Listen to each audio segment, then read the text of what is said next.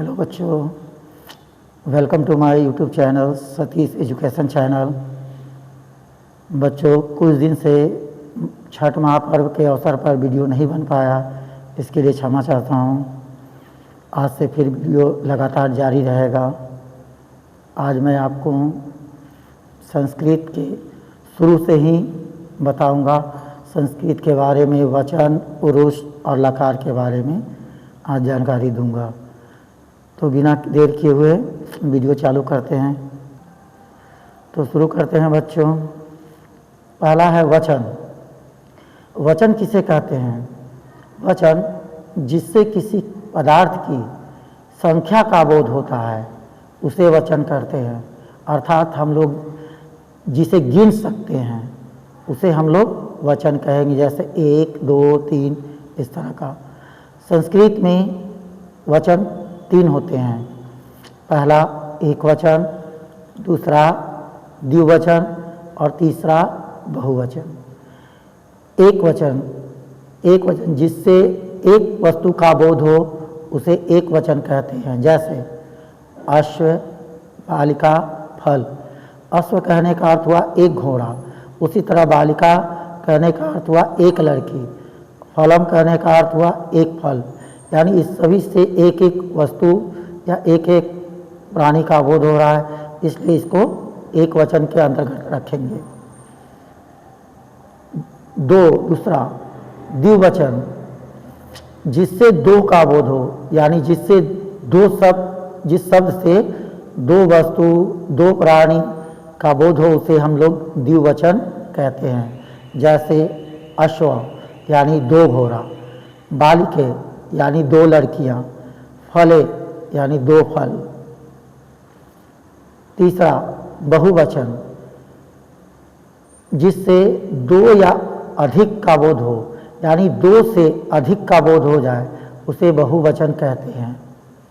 जैसे अश्वा यानी 2 से अधिक घोड़े, बालिका यानी 2 से अधिक लड़कियां, फलानी यानी बहुत सारे फल। ये वचन 3 तरह के हुए।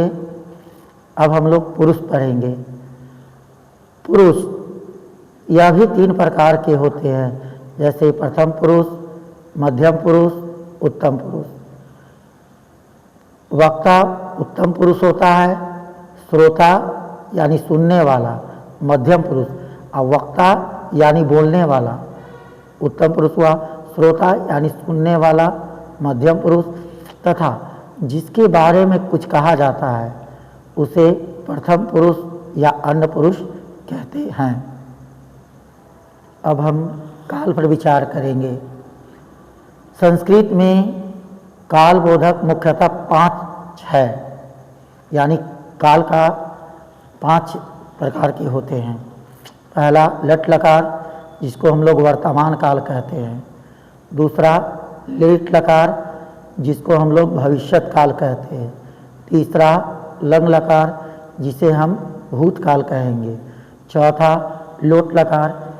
इसमें ऐसे शब्द आएंगे जिसमें आज्ञा दिया जाएगा या आज्ञा लिया जाएगा, उसे उस तरह का वाक्य इसमें आएगा, इसको अनुज्ञा कहते हैं।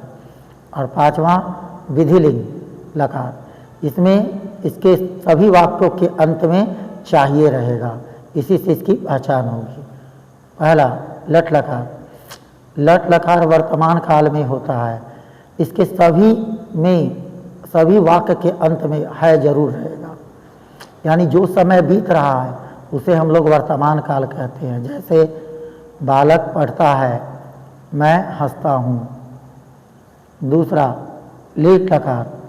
लीट लकार भविष्यत काल होता है, यानी जो समय होने वाला है उसे भविष्य काल कहते हैं। जैसे वह घर जाएगा, मैं वेद पढ़ूंगा।